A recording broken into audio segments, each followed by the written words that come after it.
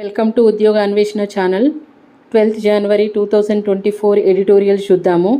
యువశక్తి ప్రగతికి చుక్కని. అంటే ఈ యువశక్తి అనేది ప్రగతికి, భారతదేశంలో ప్రగతికి చుక్క అని అంటే ఇదొక ముఖ్యమైన శక్తి చోదకమని చెప్తున్నారు.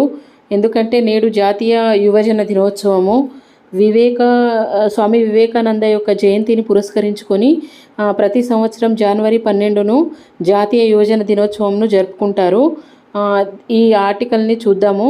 మీకు కనుక ఈ ఛానల్ నచ్చితే షేర్ చేయండి, సబ్స్క్రైబ్ చేయండి, లైక్ చేయండి. చూద్దాం ఆర్టికల్లో. దేశ నిర్మాణానికి మూల స్తంభాల లాంటి యువతరంతో స్ఫూర్తి నింపడానికి స్వామి వివేకానంద అనేక ఉత్తేజపర ప్రసంగాలు చేశారు. లేదు కాదు అని ఎప్పటికీ అనకండి. మీలో అనంతమైన శక్తి ఉంది. మీరు సాధించలేనిదంటూ ఏమీ లేదు అని యువతను కార్మోన్ముఖం చేశాడు. ఏ దేశము పురోగతి సాధించాలన్నా యువతను విజ్ఞానవంతులుగా, నిపుణులుగా తీర్చిదిద్దుకోవాలి అనంటే తన యొక్క ప్రసంగాల ద్వారా మానసిక వికాసాన్ని కల్పించేవారు స్వామి వివేకానంద. అతను అంటే మానవ సేవయే భగవంతుని సేవ చేసినట్టుగా భావించేవారు. ఇలా తను ఎన్నో మోటివేషన్ స్పీచ్లను ఇవ్వడము, అమెరికాలోని చికాగోకి వెళ్ళినా కూడా తన స్పీచ్ వల్ల పాశ్చాత్య దేశాలని కూడా ఆకట్టుకోవడము అనేది జరిగింది. చూద్దాం ఈ ఆర్టికల్. భారతదేశ యువతలో స్వామి వివేకానంద వాక్కులు ఎప్పటికీ స్ఫూర్తి నింపుతూనే ఉంటాయి. మీరు బలహీనులమని భావిస్తే బలహీనులే అవుతారు. బలీయుల శక్తులమని భావిస్తే బలీయ శక్తులుగానే ఎదుగుతారు. నిరంతరం కృషితో ఉన్న శిఖరాలకు ఎదగండి అంటూ ఆయన ఉద్బోధించారు. వివేకానందుడి జన్మదినమైన జనవరి 12వ తేదీని 1985 నుంచి ఏటా జాతీయ యువజన దినోత్సవంను జరుపుకుంటున్నాము. ఆధునిక ప్రపంచంలో ఎదురవుతున్న సవాళ్లను అధిగమించి జీవితంలో ముందడుగు వేసేలాగా యువశక్తిని చైతన్యపరచడమే యువజన దినోత్సవ లక్ష్యము. మానసిక ఒత్తిళ్లు. ఐక్యరాజ్య సమితి ప్రకటించిన 17 సుస్థిర అభివృద్ధి లక్ష్యాలను 2030 కల్లా సాధించడానికి యువత పాత్రే కీలకము. నేడు ప్రపంచంలో యువ జనాభా అధికంగా ఉంది. భారత్లోనే 2030 కల్లా మన దేశంలో 36.5 కోట్ల మంది 15 నుంచి 29 ఏళ్ల వయోవర్గంలో ఉంటారని అంచనా. ఇండియాలో 35 ఏళ్ల లోపు వారి సంఖ్య 80.8 కోట్లని 2022 ఆగస్టులో ప్రకటితమైన జాతీయ యువజన విధానము చెబుతుంది. వీరు దేశ జనాభాలో 66%. నాణ్యమైన విద్య, గౌరవంతో కూడిన పని పరిస్థితులు, ఆర్థిక అభ్యుదయం వంటి ఐరాస సుస్థిర అభివృద్ధి లక్ష్యాల సాధనకు జాతీయ యువజన విధానంలో అంతర్భాగం చేశారు. ఐక్యరాజ్య సమితి యువజన నివేదిక ప్రకారంగా నేడు ప్రపంచంలో 20 కోట్ల మంది యువజనను పేదరికంలో మగ్గుతున్నారు. 13 కోట్ల మంది నిరక్షరాస్యతతో, 8.8 కోట్ల మంది నిరుద్యోగంతో సతమతమవుతున్నారు. సుమారుగా 1 కోటి మంది యువజనులు HIV, ఎయిడ్స్తో బాధపడుతున్నారు. 50 కోట్ల మంది రోజుకు $2 కన్నా తక్కువ సంపాదనతో నెట్టుకొస్తున్నారు. అత్యాధునిక సాంకేతికతల వల్ల అనేక రంగాల్లో ఎప్పటికప్పుడు మార్పులు చోటు చేసుకుంటున్నాయి. వాటిని అందిపుచ్చుకోవడానికి అవసరమైన నైపుణ్యము చాలామందికి ఉండడం లేదు. వారికి అధునాతన నైపుణ్యాలపైన శిక్షణ ఇవ్వడంతో పాటు కొత్త ఉద్యోగాలు, ఉద్యోగ భద్రతను కల్పించడానికి ప్రభుత్వం అత్యవసరంగా చర్యలు తీసుకోవాల్సి ఉంది. అంటే యువతను వివిధ సమస్యల్లో ఉన్న యువతను అంటే ఈ సాంకేతిక పరిజ్ఞానాన్ని అందిపుచ్చుకునేటట్టుగా ప్రభుత్వము కొన్ని ఉద్యోగ భద్రత కల్పించడం కానీ, కొత్త ఉద్యోగాలను సృష్టించడం కానీ, వాళ్ళకి నైపుణ్యమును కల్పించేటట్టుగా ప్రభుత్వం కొన్ని అత్యవసరమైన చర్యలను తీసుకోవాలని చెప్తున్నారు. అనేక ఇతర దేశాల మాదిరిగానే భారతదేశం నిరుద్యోగ తీవ్రంగా ఉంది. గ్రామాల్లో ఉపాధి అవకాశాలు కొరవడినందువల్ల భారత్లో నిరుద్యోగిత పెచ్చుమీరింది. Centre for monitoring Indian economy CMIE గడిచిన నవంబర్లో వెల్లడించింది. 2023 జూలైలో 7.95% ఉన్న స్థూల నిరుద్యోగత రేటు అక్టోబర్ కల్లా 10.05%కి పెరిగింది. 15 నుంచి 24 ఏళ్ల వయోవర్గంలో 2022-23లో నిరుద్యోగత ఏకంగా 45.4% ఉండటము తీవ్ర ఆందోళనకరము.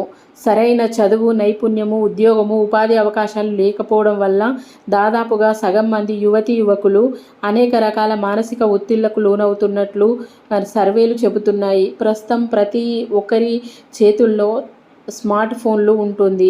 ఇటీవల కాలంలో అంతర్జాల వినియోగం భారీగా పెరుగుతుంది. ఇంటర్నెట్ను వినియోగిస్తున్న యువత మానసిక స్థితిపైన సిపియన్స్ ల్యాబ్స్ సంస్థ అధ్యయనం జరిపింది. దాని ప్రకారంగా నిరుడు దేశీయంగా 51% యువత మనోవ్యధకు గురి అవుతున్నారు. 2020తో పోలిస్తే వీరి సంఖ్య పెరిగింది. మనోవ్యధ నుంచి యువతను బయట తేవాలి దీక్షగా శ్రమిస్తే. భారతీయ యువత ఆధునిక సాంకేతిక రంగము అవసరమైన నైపుణ్యం పైన శిక్షణ ఇచ్చి ఉపాధి అవకాశాలను అందిపుచ్చుకునేలాగా సిద్ధం చేయాలి. కృత్రిమ మేధ, ఆటోమేషన్ వంటి అంశాల్లో తత్పరదు ఇవ్వడంతో పాటు అంతర్జాతీయ ఉపాధి విపణిలో రాణించేలాగా వారికి తోడ్పాటు అందించాలి. ప్రస్తుతం విద్యా విధానంలో ఇందుకు అవసరమైన మార్పులు చేపట్టాలి. క్రీడలు, కళలు, రాజకీయాల్లో రాణించే వాతావరణాన్ని కల్పించాలి. వృత్తి నైపుణ్యంతో పాటు సాఫ్ట్ స్కిల్స్ను నేర్పాలి. ముఖ్యంగా ఆచరణ ద్వారా అభ్యాసన విధానాన్ని ప్రాధాన్యం ఇవ్వాలి. విద్యా సంస్థలు యువతను ఉద్యోగులుగా కాకుండా వ్యవస్థాపకులుగా తీర్చిదిద్దడానికి కృషి చేయాలి. తల్లిదండ్రులు, అధ్యాపకులు విద్యార్థుల్లో విజ్ఞానంతో పాటు నైతిక విలువలు, చొరవ, ఉత్సాహము పెంపొందించాలి. ఉన్నత శిఖరాలను అందుకోవాలనే లక్ష్యంతో దీక్షగా శ్రమిస్తే ఆశించిన గమ్యాన్ని చేరుకోవచ్చని స్వామి వివేకానంద ప్రబోధించారు. చిత్తశుద్ధి, అంకిత భావము, నిరంతర శ్రమతో ప్రణాళికబద్ధంగా ముందుకు వెళ్ళే యువతీ యువకులు సాధించలేనిదంటూ ఏదీ ఉండదు. యువతలో అనంతమైన శక్తి నిబిడీకృతమై ఉంది. దాన్ని వ్యక్తీకరించే మార్గాలను కల్పించడము ప్రభుత్వం విధి. ఆ మార్గంలో తీసుకెళ్లడం యువత కర్తవ్యము. ఇది స్వామి వివేకానంద తన యొక్క మోటివేషనల్ వర్డ్స్ని, అంటే తన యొక్క భావాలను వ్యక్తపరచడం జరిగింది. అంటే ఒక విద్యార్థికి తనకు ఒక పాఠ్యాంశంలో కాకుండా విజ్ఞానాన్ని, తన యొక్క నైతిక విలువలని పెంపొందించాలని తను ఎప్పుడో చూపించారు. చెప్పారు. అదే కాకుండా క్రీడల్లో, కళల్లో, రాజకీయాల్లో రాణించే విధంగా ఆ వాతావరణాన్ని కల్పించాలని కూడా చెప్పడం అనేది జరిగింది. ఇది ఈరోజు జనవరి 12 స్వామి వివేకానంద గురించి. చూద్దాము నెక్స్ట్ ఆర్టికల్ ఏం చెప్తుందో. మాల్దీవులు రాజేసిన పర్యాటక రగడ. అంటే రీసెంట్గా మాల్దీవ్స్కి మన ప్రధాని మోడీ గారు లక్షద్వీప్కి వెళ్ళడం అనేది జరిగింది.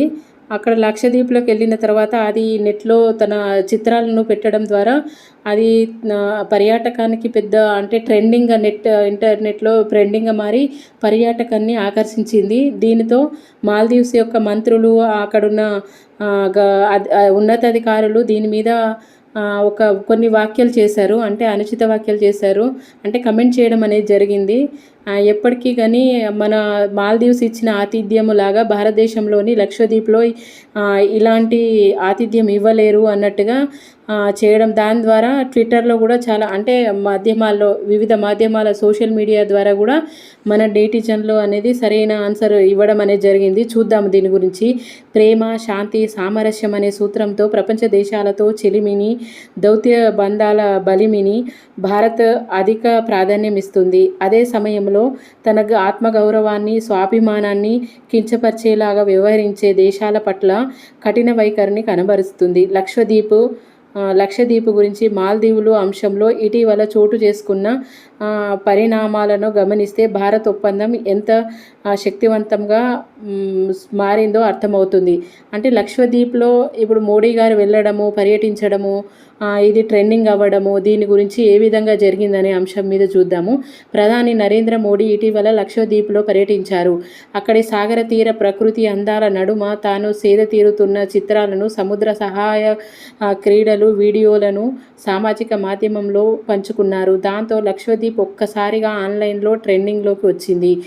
వేల మంది అక్కడి పర్యాటకం గురించి ఇంటర్నెట్లో శోధించారు. ఈ పరిణామాలు తమ దేశ పర్యటనపైన ప్రభావం చూపుతాయని భావించిన మాల్దీవ్ మంత్రులు భారత్ మోదీలపైన అనుచిత వ్యాఖ్యలు చేశారు. ఆతిథ్యంలో భారత్ తమతో పోటీ పడలేదంటూ తక్కువ చేసి మాట్లాడారు. ఆ వ్యాఖ్యలపైన పెద్ద దుమారమే రేగింది. బాయ్కాట్ మాల్దీవ్ పేరిట భారతీయ నెటిజన్ల సామాజిక మాధ్యమాల్లో నిరసన వ్యక్తం చేశారు. భారతీయ సినీ, క్రికెట్ ప్రముఖులు సైతం ఇందులో భాగమయ్యారు. మాల్దీవులకు వెళ్ళాలనుకుంటున్న భారతీయులు ఆ ఆలోచనలు విరమించుకొని ఆ లక్షద్వీప్ చూసి రావాలంటూ సూచించారు. దాంతో ఒక్కసారిగా మాల్దీవుల్లో 8,000కు పైగా హోటల్ బుకింగ్స్, వేల సంఖ్యలో విమాన టికెట్లు రద్దయ్యాయి. దీనివల్ల మన భారతదేశంలో ఒక ఆర్థికంగా కూడా మన దేశంలోనే లాభం వచ్చే అవకాశం ఉంటుంది. ఇది ఒక శుభపరిణామమని అనుకోవచ్చు. చూద్దాము. భారత్ నుంచి అధిక రాబడి. తాజా పరిణామాలతో మాల్దీవుల పర్యాటక రంగము సంక్షోభంలో చిక్కుకున్న పరిస్థితి ఉత్పన్నమయ్యాయి. నష్ట నివారణ చర్యలకు ఉపక్రమించిన మాల్దీవ్ సర్కారు అనుచిత వ్యాఖ్యలు చేసిన మంత్రులను సస్పెండ్ చేసింది. ఈ వివాదము రాచుకున్న సమయంలో మాల్దీవుల అధ్యక్షుడు మాయిజ్ను చైనాలో పర్యటించారు. చైనా నుంచి తమ దేశానికి మరింత మంది పర్యాటకులు వచ్చేందుకు కృషి చేయాలని ఆ దేశ అధ్యక్షుడు జిన్పింగ్ను ఆయన కోరారు. చైనా అనుకూలవాదిగా మాయిజు ముద్రపడ్డారు. చుట్టూ హిందూ మహాసముద్రము, తీరం వెంబడి ఆహ్లాదకరమైన ప్రదేశాలతో కూడిన మాల్దీవులు పర్యాటక రంగమే అతిపెద్ద ఆర్థిక వనరు. ఆ దేశ జీడిపిలో 25%, విదేశ మారక ద్రవ్యంలో 60%. పర్యాటక రంగంలో పర్యాటకము ఆతిథ్య సేవల ద్వారానే సమకూరుతుంది. 348 చదరపు మైళ్ళ విస్తీర్ణమున్న మాల్దీవుల్లో 1,109 దీవులున్నాయి. ప్రపంచ నలుమూలల నుంచి అక్కడికి పర్యాటకులు వెళ్తుంటారు. వాస్తవానికి వేసవి సెలవులు, వివాహాలు, హనీమూన్ కోసము ఎక్కువ మంది భారతీయులు ఎంచుకునేది మాల్దీవులేనని రష్యన్ల తర్వాత నిరుడు అత్యధికంగా 1.83 లక్షల మంది భారతీయులు మాల్దీవులో పర్యటించారు. ఆ దేశ పర్యాటక విపణిలో ఇండియా వాటా గతేడాది 10.9% అని చెబుతున్నారు. 2022లో 2.41 లక్షల మంది మార్కెట్ వాటా 14.4%. 2021లో 2.01 లక్షల మంది మార్కెట్ వాటా 23% భారతీయులు అక్కడ పర్యటించారు. ప్రధాని మోడీ పర్యటనతో పర్యాటకులకు చూపులు ఇప్పుడు లక్షద్వీప్ వైపు మళ్ళీంది. ఈ ప్రాంతాన్ని ప్రపంచ పర్యాటక హబ్గా తీర్చిదిద్దాలని కేంద్రం భావిస్తుంది. 32 చదరపు కిలోమీటర్ల విస్తీర్ణంలో ఉన్న లక్షద్వీప్ 35 దీవులున్నాయి. సెప్టెంబర్, మే మధ్యకాలంలో ఇక్కడి వాతావరణం పర్యాటకానికి అత్యంత అనుకూలము. బీచ్లు, పగడపు దీవులు, సముద్ర సాహసము, క్రీడారంగం పరంగా చూస్తే లక్షద్వీప్లు మాల్దీవులకు ఏమాత్రం తీసిపోదు. అయితే మౌలిక సదుపాయాలతో పాటు అంతర్జాతీయ స్థాయి ఆతిథ్య సేవలను మరింతగా అందుబాటులోకి తీసుకురావాల్సి ఉంది. పర్యాటకం పెరిగినప్పుడు ప్లాస్టిక్, చెత్త పేరుకుపోతాయి. అవి లక్షద్వీప్ సహజత్వాన్ని, వాటి ప్రత్యేకతను దెబ్బతీసే ప్రమాదం ఉంది. కాబట్టి లక్షద్వీప్, అండమాన్ నికోబార్ దీవులలో టూరిజం ప్రాజెక్టులను పర్యావరణ హితకరమైన విధానాల్లోనే చేపట్టడం ఎంతో అవసరము. మన దేశానికి 7,516 చదరపు కిలోమీటర్ల మేర విస్తారమైన తీర ప్రాంతము ఉంది. దీని వెంబడి వందలాది బీచ్లున్నాయి. గోవా, కేరళ బీచ్లతో పాటు అండమాన్ నికోబార్ దీవులు ఏటా లక్షల మంది పర్యాటకులను ఆకర్షిస్తున్నాయి.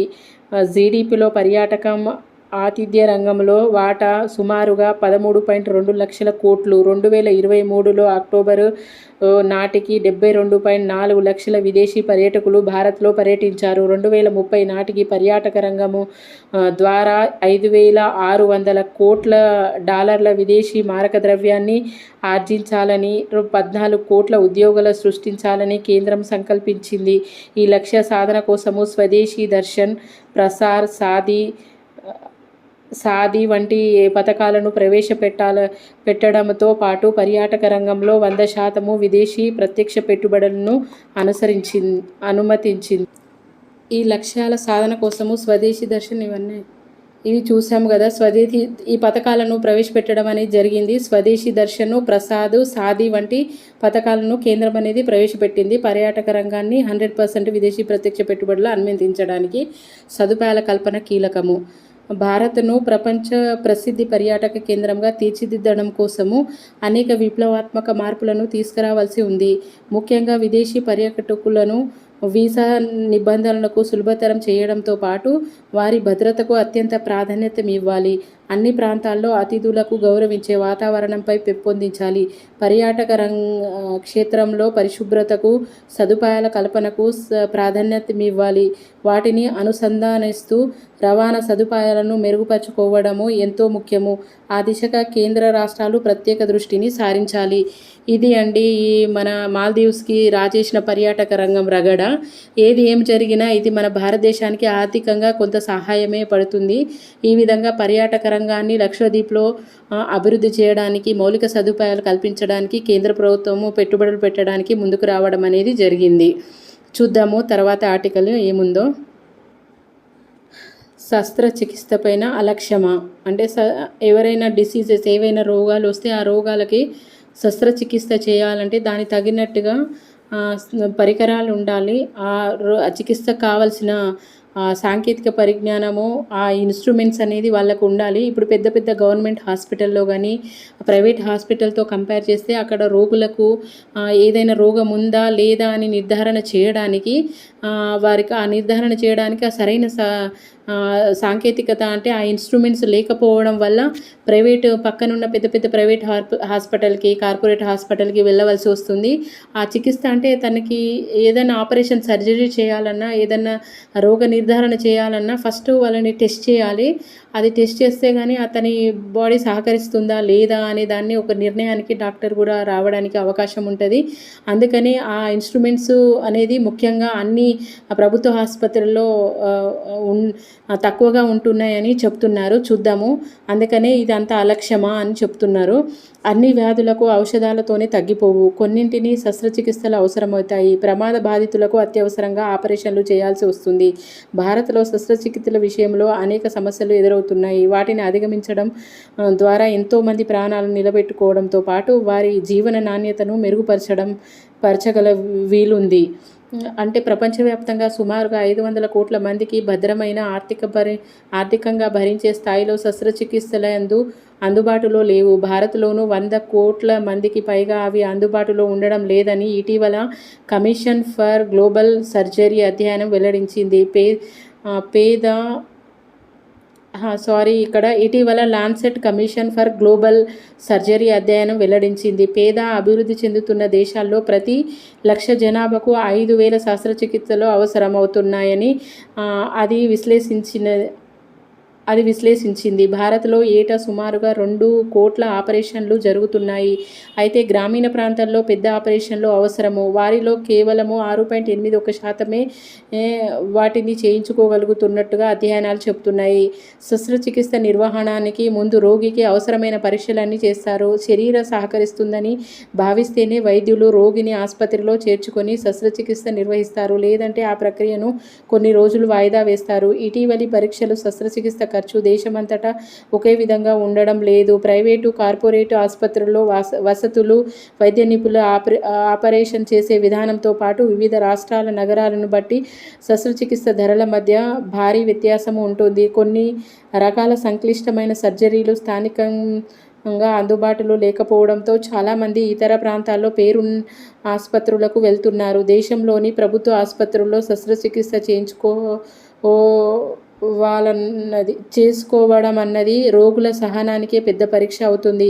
ఎక్కడ మారుమూల గ్రామాలకు చెందిన వారు ఆరోగ్యము బాగలేదంటే ప్రాథమిక ఆరోగ్య కేంద్రంలోనూ వైద్యులను చూపించుకుంటున్నారు. మందులు వాడినా తగ్గకపోతే వారిని ప్రాంతీయ ఆసుపత్రులకు పంపుతున్నారు. అక్కడ కూడా ఫలితం లేకపోతే జిల్లా ఆసుపత్రులకు వెళ్ళమని చెబుతున్నారు. వారిలో అవసరమైన వైద్య పరీక్షలన్నీ చేయడానికి చాలా రోజులు పడుతున్నది. ముఖ్యంగా సిటీ స్కాన్ వంటి పరీక్షలు చేయించుకోవడానికి 3 నుండి 4 వారాలు నిరీక్షించాల్సి వస్తున్నదని చెప్తున్నారు. తెలుగు రాష్ట్రాల్లోని సంక్లిష్టమైన పెద్ద ఆపరేషన్ చేయవలసి వస్తే హైదరాబాద్లోని నిమ్స్, గాంధీ, ఉస్మానియా, గుంటూరులోని జడ్జ్ హెడ్ లోని జీజీహెచ్, విశాఖపట్నంలోని కేజీహెచ్ వంటి పెద్ద ఆసుపత్రుల్లో వెళ్ళాలని సూచిస్తున్నారు. ఇలా వచ్చే రోగులతో ఇలా వచ్చే రోగులతో పెద్ద ఆసుపత్రుల వద్ద రోజు ఓ రో రోజు భారీ క్యూలు కనిపిస్తున్నాయి. అత్యవసరమైతే తప్ప ఒక్కో రోగికి కనీసము 4 సార్లు 4 సిట్టింగ్స్ పరీక్షించిన తర్వాత కానీ ఆపరేషన్లు చేసే అవకాశం లభించడం లేవని అనుభవజ్ఞులైన సర్జన్లనే చెబుతున్నారు. సర్కారీ ఆసుపత్రుల్లో అనేక విభాగాల్లో శస్త్రచికిత్స నిపుణులు, సిబ్బంది కొరత వేధిస్తున్నది. ఆపరేషన్ కోసం నిరీక్షిస్తున్న రోగులేమో పెద్ద సంఖ్యలో ఉంటున్నారు. కార్పొరేటర్ ఆసుపత్రుల్లో మాదిరిగా అత్యాధునిక సాంకేతికతలతో పనిచేసే వైద్య పరికరాలు ప్రభుత్వ ఆసుపత్రుల్లో అందుబాటులో ఉండటం లేదు. దాంతో వైద్యులు పాత పద్ధతుల్లోనే శస్త్రచికిత్సలను చేస్తున్నారు. వారాల తరబడి ప్రభుత్వ ఆసుపత్రుల చుట్టూ తిరగడానికి ప్రైవేట్ ఆసుపత్రుల్లో శస్త్రచికిత్స చేయించుకునే స్తోమత లేక 90% మంది పైగా గ్రామీణ ప్రాంత రోగులు వ్యాధులతో కృషించకపోతుండడం ప్రజారోగ్య వ్యవస్థకు కళంకము. ఆసుపత్రి ప్రాంగణాలు, శస్త్రచికిత్స నిర్వహించే చోట్ల పేరుకుపోయే వ్యర్థాలు, అపరిశుభ్రత, బ్యాక్టీరియాలు, వైరస్లు విజృంభణ వల్ల బలహీనంగా ఉండే రోగులతో పాటు వారి సహాయకులు కొత్త వ్యాధులను బారిన పడుతున్నారు. భారత్లో ఆపరేషన్లు చేయించుకున్న వారిలో 27% ఇలా సర్జన్లు సైట్ ఇన్ఫెక్షన్ అంటే SSI బారిన పడుతున్నట్టుగా అధ్యయనాలు చెబుతున్నాయి. దానివల్ల పేద గ్రామీణ రోగులు అదనంగా ఆర్థిక భారం పడుతుంది. దేశవ్యాప్తంగా ప్రజారోగ్య వ్యవస్థలో చికిత్సలకు పెద్దపీటము వేయవలసిన అవసరం ఉన్నది. ఎక్కువగా శస్త్రచికిత్సలో అవసరమయ్యేది గుండె, ఎముకలు, నాడులు, గైనకాలజీ, ENT విభాగాల్లో సిటీ సెంటర్లను, PG సెంటర్లను, సర్జన్లతో పాటు శస్త్రచికిత్స వైద్య సర్జన్లను, అవసరమైన సిబ్బందిని పెద్ద సంఖ్యలో నియమించుకోవాలి. జిల్లా స్థాయి ఆసుపత్రుల్లో అత్యాధునిక వసతులను, యంత్ర పరికరాలను సమకూర్చాలి. ఆసుపత్రి ప్రాంగణంలో పారిశుద్ధ్యాన్ని మెరుగుపరచాలి. శస్త్రచికిత్స తర్వాత పేద రోగులను అవసరమైన ఔషధాలను ఉచితంగానే అందించాలి. అటువంటి బహుముఖ చర్యలతో జాప్యాన్ని నివారించాలి. సత్వర శస్త్రచికిత్స అందించడమే పేద రోగులకు రక్షణ కవచమవుతుంది. ఇది అలక్ష్యమవుతున్న శస్త్రచికిత్స గురించి ఇచ్చినారు. ఈ ఆర్టికల్స్ని మీరు 1కి 2 సార్లు 1.5x కానీ 2x కానీ పెట్టుకొని వినండి. ఇవి అనాలిసిస్ బేస్డ్ క్వశ్చన్స్కి చాలా చాలా ఉపయోగపడతాయి. ఆర్టికల్ అనేది డైరెక్ట్ క్వశ్చన్స్ ఇందులో నుంచి వస్తున్నాయి. కావాలంటే మీరు చూడండి. ఏవైనా మోడల్ టెస్టులు, ఏవైనా కరెంట్ అఫైర్స్ మీరు మార్క్ టెస్ట్ రాస్తే కానీ ఈ ఎడిటోరియల్స్ని ఒకసారి మీరు విన్నాక చూడండి, మీకే అర్థమవుతుంది. చూద్దాము నెక్స్ట్ ఆర్టికల్లో. ఇది గాలి, నీరు, తిండి విషపూరితమే అనంటే ఇది వాతావరణ కాలుష్యం గురించి చెప్తున్నారు. అంటే గాలి, నీరు, తిండి కూడా విషపూరితం అవుతుంది. వాస్తవంగా చెప్పాలంటే ప్రతిదీ ఇప్పుడు విషపూరితము. దానివల్ల రకరకాలైన రోగాలు దాపరించడం అనేది జరుగుతుంది. తీవ్ర వాయు కాలుష్య ఉధృతి ధూమంలాగా కమ్మేస్తున్న దేశంలో బతకడానికి గాలి పీల్చడము ప్రజలకు మరణశిక్షలాగా మారుతుంది. రాజ్యాంగబద్ధమైన జీవ హక్కులకు తూట్లు పొడవడంతో దేశ రాజధాని ఢిల్లీ మహానగరమే ముందుంది. ఆరుబయట వాయు కాలుష్యం కారణంగా ఏటా 21 లక్షల మందికి పైగా బలైపోతున్న దేశం మనది. తక్కిన నగరాలతో పోలిస్తే అత్యధికంగా 12 ఏళ్ల దాకా ప్రజల ఆయుర్దారము తెగ్గోసుకుపోతున్న అప్రతిష్టమైన ఢిల్లీ ఇప్పటికే మూట కట్టుకుంది.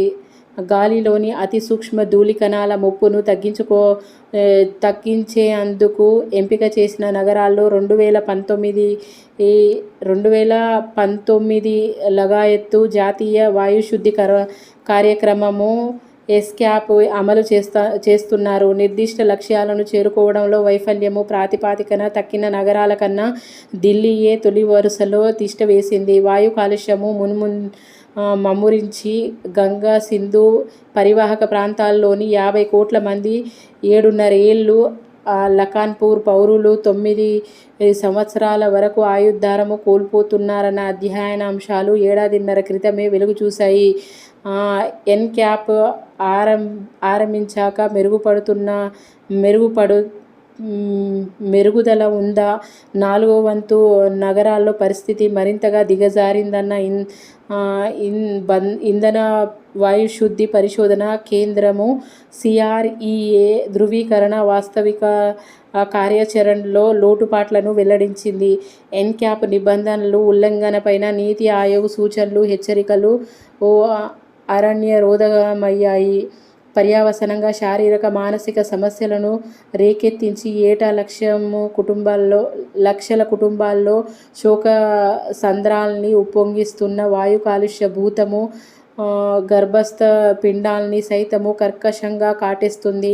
వాయు కాలుష్యంతో పోటీ పడుతూ గాలిలో, నీటిలో, భూమిపైన అంతటా పరుచుకుంటున్న ప్లాస్టిక్ వ్యర్థాల ఆరోగ్య, ఆహార రంగాల్లో పెను సంక్షోభంగా సృష్టిస్తున్నాయి. ప్లాస్టిక్ వ్యర్థాలు గాలిలో ఉన్న భూగర్భ జలాల్లోకి చేరిన ప్రమాదమే అవి మనుషులను దేహంలోకి చొచ్చుకుపోతున్నాయి. శరీర కణాలను, డిఎన్ఏను దెబ్బతీస్తున్నాయని, క్యాన్సర్ల ముప్పును పెచ్చరిల్లుతుందని ఇప్పటికే పలు దేశాల శాస్త్రవేత్తలు, పరిశోధకులు హెచ్చరించారు.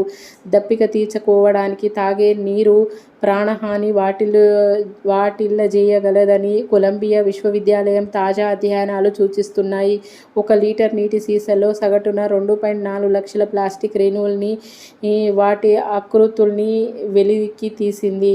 కేంద్ర జలశక్తి మంత్రిత్వ శాఖ వెల్లడించిన వివరాల ప్రకారమే దేశంలో 80% పైగా పౌరులు తాగే నీరు విషపూరితమైనది. నీటిలో సీసం ఎక్కువ పాలలో ఉంటే నాడీ వ్యవస్థ, కాడ్మియం అధికమైతే కిడ్నీలు దెబ్బతింటాయి, ఆర్సెనిక్ అధికంగా ఉంటే చర్మ వ్యాధులు, క్యాన్సర్లు చుట్టుముడతాయి. అటువంటి ప్రమాదం ఎన్ని రాష్ట్రాల్లో, ఎన్ని జిల్లాల్లో పొంచి ఉందో అధికారికంగా సమాచారమే వెల్లడిస్తుంది. ఆయా నీటి వనరుల్ని వదిలిపెట్టి బాటిళ్లలో భద్రంగా జలసేననం చేసే వీలు లేదని ఇప్పుడు కొలంబియా అధ్యయనం చెబుతోంది. దానికి తోడు తినే తిండిలోనూ మనిషిని ప్రాణగండము వెన్నాడే దౌర్భాగ్యము దాపురించింది. వరి, గోధుమల్లో క్రోమియము, బేరియము వంటి విషతుల్య మూలకాలు ఉనికిని జోరెత్తిస్తుంది. ఇలా పీల్చే గాలి, తాగే నీరు, తినే తిండి అన్నింట కాలుష్యము మనిషి జీవితాన్ని దుర్భరం చేస్తుంది. గాలిని, నేలను, నీటిని పరిరక్షించి ప్రజారోగ్యాన్ని, పర్యావరణానికి గొడుగులు పట్టేందుకు కేంద్ర కాలుష్య నియంత్రణ మండలి సిపిసిబి, రాష్ట్రాల్లో పిసిబిలు అవతరించాయి. అది విద్యుక్త ధర్మాన్ని విస్మరించి అవినీతి మత్తుల్లో జోగుతున్నందువల్లే కాలుష్య రక్కసి బహుముఖంగా విజృంభిస్తుంది. దేశమంతటా పర్యవేక్షణ, నియంత్రణ వ్యవస్థకు కేంద్రము జవాబుదారీతనము తప్పితేనే జీవనము తెప్పరిల్లుతుంది. ఇది అండి ఆర్టికల్. నేను ఎక్స్ప్లెయిన్ చేస్తే చాలా తొందరగా అవుతుంది, కానీ మనకి ఈ టర్మినాలజీ అనేది చాలా చాలా ముఖ్యము. ఏదైనా క్వశ్చన్స్ అనాలిసిస్ చేయాలన్నా ఎనీ కాంపిటేటివ్ ఎగ్జామ్లో ప్రతి ఒక్క క్వశ్చను గ్రూప్స్ నుండి చూసిన 1, 2, 3 ఏ ఎగ్జామ్లో చూసినా అనాలిసిస్ బేస్డ్ క్వశ్చన్స్ ఎక్కువగా ఉంటున్నాయి, కరెంట్ అఫైర్స్ రిలేటెడ్. కాబట్టి ఈ ఆర్టికల్స్ని మీకు చదివి వినిపిస్తున్నా, 1కి 2 సార్లు మీరు వినండి. ఇది మీకు తప్పకుండా ఉపయోగపడుతుంది. మీకు ఉపయోగపడుతుంది అనిపిస్తే ఈ ఛానల్ని లైక్ చేయండి, షేర్ చేయండి, సబ్స్క్రైబ్ చేయండి. Thank you.